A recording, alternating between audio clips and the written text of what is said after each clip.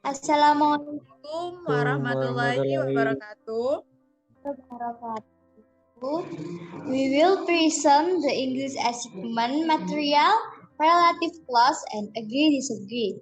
Introduce our group from group 10. My name is Karisma Ainunadifa, NPM 148. My name is Charlan Abenigo Kristianto, NPM 145. And my name is Alfiatu Sharifa, NPM 146. Here I will present about the relative clause. Relative clause. A relative clause is one kind of dependent clause. It has a subject and verb, but cannot stand alone as a sentence. It is sometimes called an adjective clause because it functions like an adjective. It gives more information about a noun. A relative clause always begins with a relative pronoun, which substitutes for a noun first, or a pronoun when sentences are combined. Yang artinya, klausa relatif adalah salah satu jenis klausa dependen. Ini memiliki subjek dan kata kerja, tapi tidak bisa berdiri tunggal sebagai kalimat. Kadang-kadang itu disebut sebagai klausa kata sifat. Karena berfungsi seperti kata sifat. Ini tuh memberi lebih banyak informasi tentang kata benda. Klausa relatif itu selalu dimulai dengan relatif pronoun yang menggantikan kata benda, frasa kata benda, atau kata ganti saat kalimat digabungkan. Relative pronoun, example who, whom, whose, that, and which. For who stand for people, use substitutes for subject noun or pronouns he, she, we, and they. For whom stand for people, substitutes for object, nouns, or pronouns him, her, us, them. For relative pronoun whose stands for people or things, substitutes for possessive nouns or pronouns his, hers, ours, theirs. Relative pronouns that stands for people or things can be used for either subject or object, can only be used in restrictive relative clause. For restrictive relative clause, see below letter explained by Abed. And relative pronoun which stands for things can be used for either subject or object, can be used in non-restrictive relative clause, can also be used in restrictive relative clause, though some people don't like this use. Yang artinya ini untuk macam-macam relative pronoun seperti who, whom, whose, that, and which, dan which. Untuk who sendiri itu berdiri sebagai seseorang yang digunakan sebagai pengganti subjek noun atau pronouns seperti he, she, we, and they. Kemudian untuk yang relative pronoun whom itu berdiri sebagai seseorang yang digunakan sebagai pengganti objek nouns atau pronoun seperti him, her, us, atau them. Untuk yang whom ini tuh menjelaskan orang sebagai objek. Kemudian relative pronoun yang whose berdiri untuk people or seseorang atau sesuatu yang digunakan sebagai pengganti kata benda atau kata ganti posesif seperti miliknya, milik, his, him, ours, and theirs. Untuk whose ini menjelaskan benda atau orang sebagai kepemilikan. Kemudian yang that itu berdiri sebagai seseorang atau sesuatu yang digunakan untuk subjek atau objek yang hanya dapat digunakan dalam klausa relatif restriktif. Untuk yang relative pronoun which itu berdiri sebagai sesuatu yang dapat digunakan sebagai kata ganti, ya, dapat digunakan untuk subjek atau objek yang dapat digunakan dalam klausa relatif non-restriktif, juga dapat digunakan dalam klausa relatif restriktif. Tetapi beberapa orang itu tidak menyukai penggunaan ini. Kemudian, next, relative clause, relative pronoun as subject. In red. Number 1, I like the person. The person was nice to me. I like the person who was nice to me. And 2, I had the dog. The dog bit me. I had the dog that bit me. And number 3, I am moving to Louisville, Kentucky. It is home to the Muhammad Ali Museum. I am moving to Louisville, Kentucky, which is home to the Muhammad Ali Museum. Yang artinya, untuk kata ganti relatif sebagai subjek, itu yang bergaris warna merah. Yang pertama itu, saya suka orangnya, orang itu baik padaku. Nah, diganti dengan kata relatif pronoun, yaitu menjadi, saya suka orang yang baik kepada saya. Kebanyakan itu seringnya itu relatif pronoun itu yang diartikan sebagai yang. Kemudian yang nomor kedua yakni, saya benci anjing itu. Anjing itu menggigitku. Menjadi, aku benci anjing yang menggigitku. Kemudian yang terakhir yakni, saya pindah ke Louisville, Kentucky. Ini adalah rumah bagi Museum Muhammad Ali. Menjadi, saya pindah ke Louisville, Kentucky yang merupakan rumah bagi Museum Muhammad Ali. And relative pronoun as object. I like the bike. My father gave me the bike. I like the bike that my father gave me. Yang artinya, saya suka sepeda. Ayah saya memberi saya sepeda. Menjadi, saya suka sepeda yang diberikan ayah saya. And next, explained by Abed. Types of relative clauses. Restrictive relative clauses give information that defines the noun, information that necessary for complete identification of the noun. Use that or which for noun or non-human nouns. Use that or who for human nouns. Do not use commas. I like the paintings. Which paintings?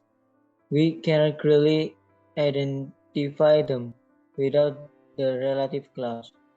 So we add the clause. The paintings hang in the Sashby North lobby. I like the paintings that hang in the Sashby North lobby. Or next. Jadi artinya klausa relatif restriktif ini memberikan informasi yang mendefinisikan kata benda. Informasi itu perlu diperlukan untuk identifikasi lengkap kata benda. Jadi gunakan kata itu atau yang untuk kata benda bukan manusia. Jadi kemudian gunakan itu dan siapa itu untuk kata benda manusia. Jadi jangan gunakan koma. Kemudian seperti contohnya, saya suka lukisan-lukisan itu. Lukisan yang mana? Jadi kami tidak dapat mengidentifikasinya dengan jelas tanpa adanya relatif klausa. Jadi kami menambahkan klausa. Sehingga jadi begini, lukisan-lukisan itu digantung di lobi SASB North. Gitu. Atau jadi saya suka lukisan yang digantung di lobi SASB North. Atau next, I like the paintings which hang in the SSB North lobby. Again, this is acceptable, but some people object to using which in a restrictive relative clause that is preferred. Kemudian contohnya, student who study hard will do well in my class. Only this group of students will do well. Then student whose grades are low can drop one test score. Only this group can drop a test score. Jadi atau saya suka lukisan yang digantung di atas lobi SSB North. Nah, sekali lagi ini adalah dapat diterima, tapi beberapa orang keberatan menggunakan yang dalam kerabat yang membatasi ayat. Jadi itu lebih disukai. Jadi tergantung mana. Kemudian siswa yang rajin belajar akan berhasil di kelas saya. Banyak grup ini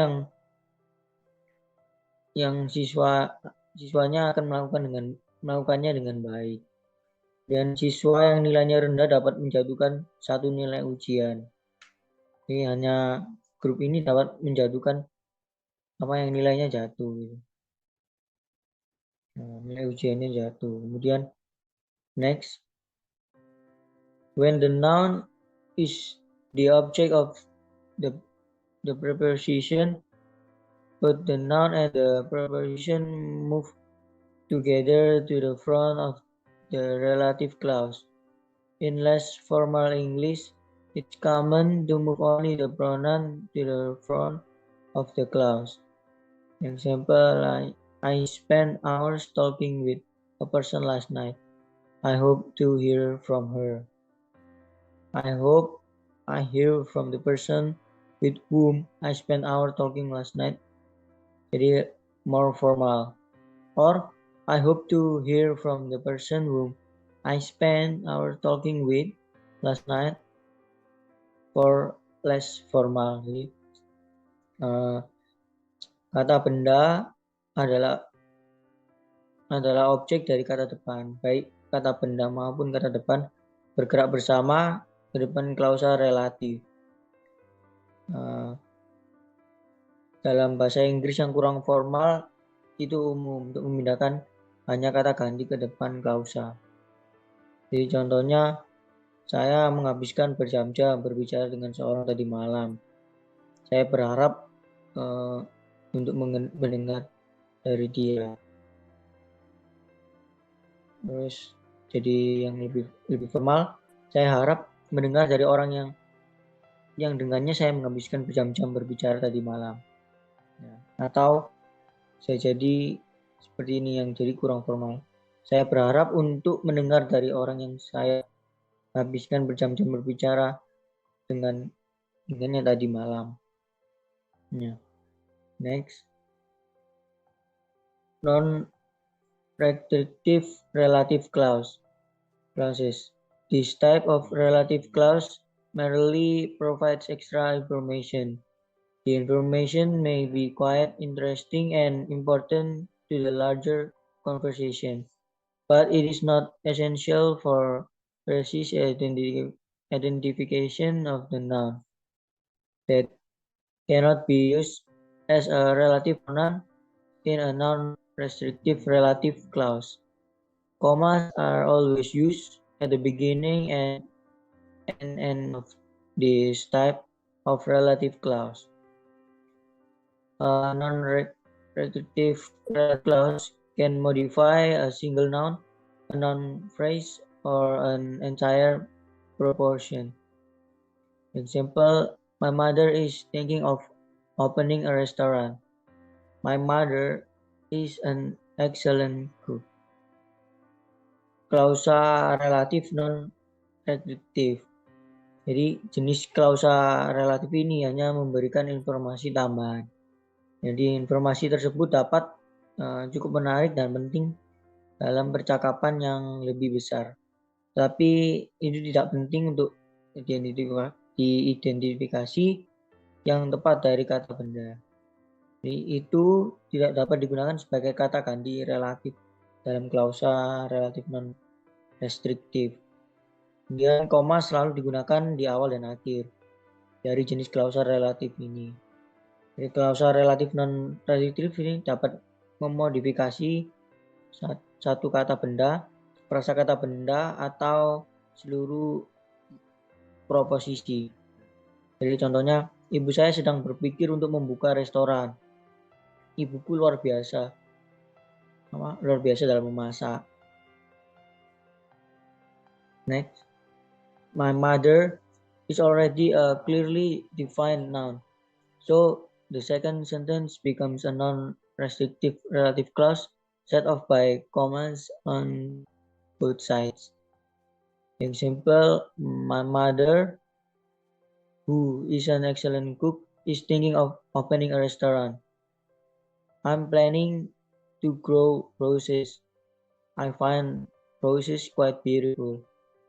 Then I'm planning to grow roses, which I find quite beautiful. Not okay. I'm planning to grow roses that I find quite beautiful. Next, I'm driving across the country with 3 small children. Driving across the country with 3 small children is going to be stressful. I'm driving across the country with 3 small children, which is going to be stressful. Jadi, ibuku ini sudah merupakan kata benda yang didefinisikan dengan jelas. Jadi kalimat kedua ini menjadi klausa relatif non restriktif diawali dengan koma di kedua sisi. Nah, ini contohnya, ibuku yang pandai memasak sedang berpikir untuk membuka restoran. Kemudian saya berencana menanam bunga mawar. Saya menemukan mawar cukup indah. Dan saya berencana menanam mawar yang menurut saya cukup indah. Tidak apa. Jadi saya berencana menanam mawar yang menurut saya cukup indah. Kemudian 4, saya mengemudi di seluruh negeri dengan 3 anak kecil. Terus menjadi mengemudi di seluruh negeri dengan 3 anak kecil akan menjadi stres. Saya mengemudi di seluruh negeri dengan 3 anak kecil yang akan membuat saya menjadi stres. Dan seperti itu contohnya. Then for the next material will presented by Arisma. Definition agree and disagree. Agree, expression of agreement, expression or expression that express agreement with the opinion of others. Expressing agreement,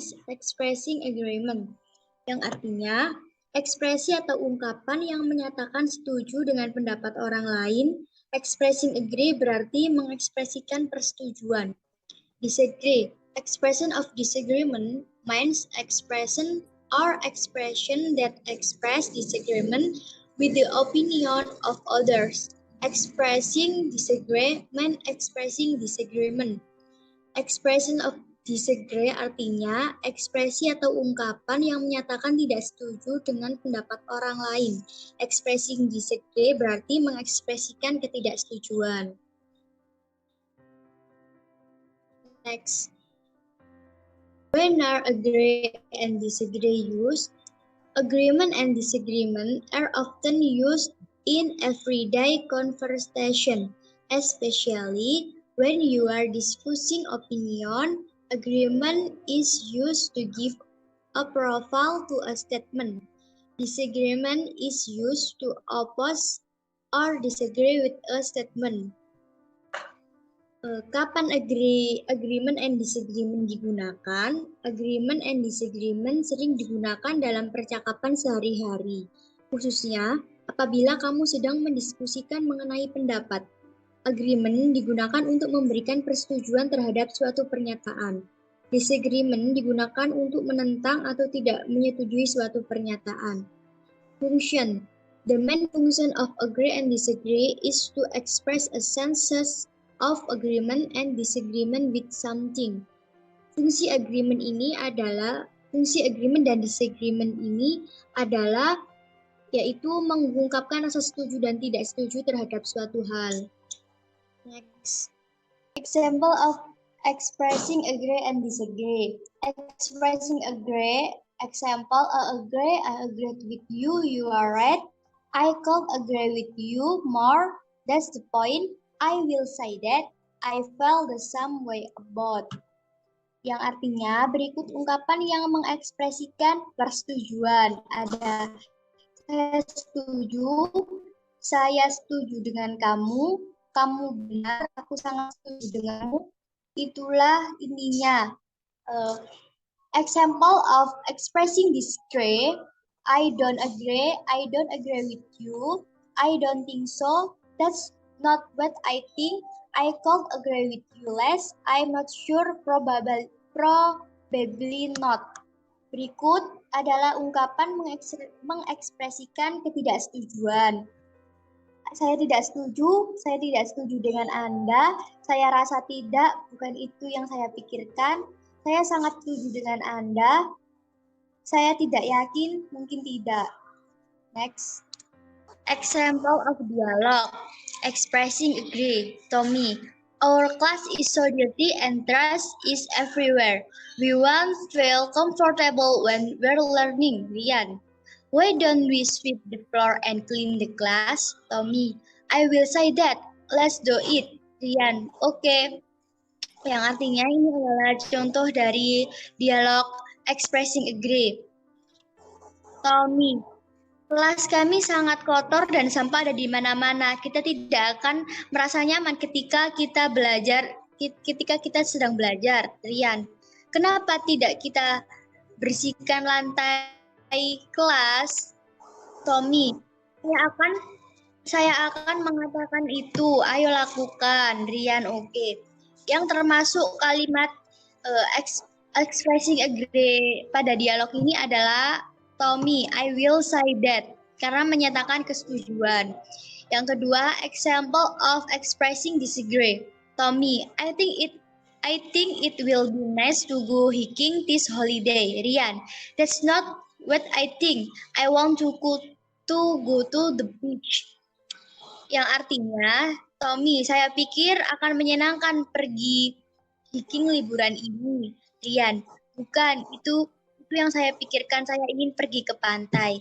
Pada dialog tersebut menyatakan dialog ketidaksetujuan yang ada kalimat not what I think.